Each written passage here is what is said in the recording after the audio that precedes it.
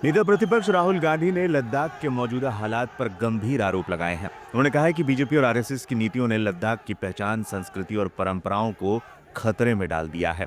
राहुल गांधी ने social media post के जरिए लिखा कि लद्दाखियों ने जब अपनी आवाज बुलंद की तो सरकार ने हिंसा और दमन का रास्ता अपनाया। उन्होंने आरोप लगाया कि इस दौरान 4 युवकों की मौत भी हुई और पर्यावरणविद सोनम वांगचुक को जेल में भी डाल दिया गया। कांग्रेस नेता ने एक्स पर लिखा, लद्दाख के लोग, उनकी समृद्ध संस्कृति और परंपराएं वर्तमान में बीजेपी और आरएसएस के आक्रामक रवैये से गंभीर चुनौती का सामना कर रही है।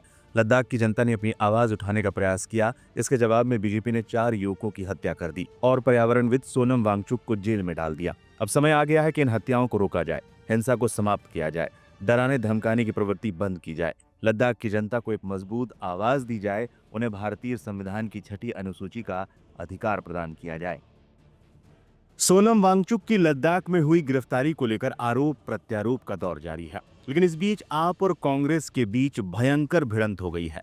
आपने एक पोस्ट में राहुल गांधी को लेकर कुछ ऐसा लिख दिया जिस पर कांग्रेस बुरी तरीके से भड़क गई। आम आदमी पार्टी ने 27 सितंबर को दोपहर 12 बजे एक पोस्ट किया जिसमें राहुल गांधी और पीएम मोदी की 2018 की वो तस्वीर लगाई जब राहुल गांधी ने पीएम मोदी को गले लगाया था। साथ में कैप्शन लिखा, देश के प्रख्यात समाजसेवी वैज्ञानिक सोनम वांगचुक पर देशद्रोह का झूठा मुकदमा डाल मोदी की तानाशाही सरकार ने उन्हें जेल में डाल दिया और देश के तथाकथित नेता विपक्ष राहुल गांधी ने चुप्पी साध ली है। बीजेपी के भारत पाकिस्तान मैच कराने के फैसले पर भी राहुल गांधी ने चुप्पी साध ली थी। अब ये जग जाहिर हो चुका है कि राहुल गांधी केवल कैमरे के लिए चंद मुद्दों पर बीजेपी का विरोध करते हैं, लेकिन जिन मुद्दों पर पूरे देश में बीजेपी के खिलाफ लहर चल रही होती है वहां राहुल गांधी गायब हो जाते हैं। ऑपरेशन सिंदूर में हमारे जितने जहाज गिरे, ये पूछने वाले राहुल गांधी सोनम वांगचुक पर आखिर चुप क्यों है?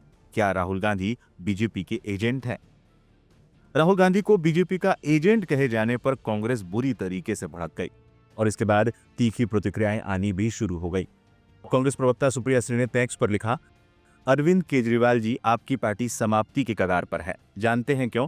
क्योंकि आपकी पार्टी की नींव ही पर्दे के पीछे से आरएसएस ने रखी। आप कांग्रेस के खिलाफ मनगढ़ंत आरोप लगाकर सत्ता तो पा गए, लेकिन आपको पैदा करने वालों ने ही आपको हड़प लिया।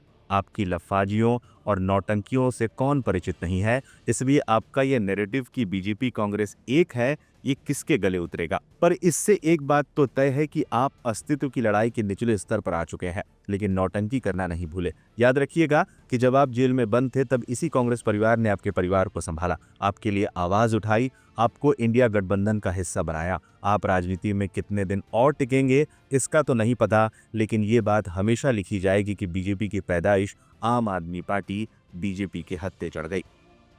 कांग्रेस नेता पवन खेड़ा ने भी एक्स पर लिखा, दिल्ली चुनाव में हार के बाद आम आदमी पार्टी का जो भी थोड़ा बहुत मानसिक संतुलन था वो भी खो गया है और पंजाब में जिसे निश्चित अपमान का सामना करना है उसके लिए 2 मिनट का मौन। #RIP।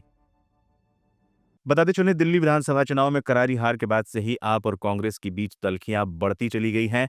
आपने तो इंडिया गठबंधन से भी किनारा कर लिया है। इस बीच अब जिस तरीके से आपने राहुल गांधी को बीजेपी का एजेंट बताया है, आने वाले समय में आरोप प्रत्यारोप का दौर थमता हुआ तो नजर नहीं आ रहा है।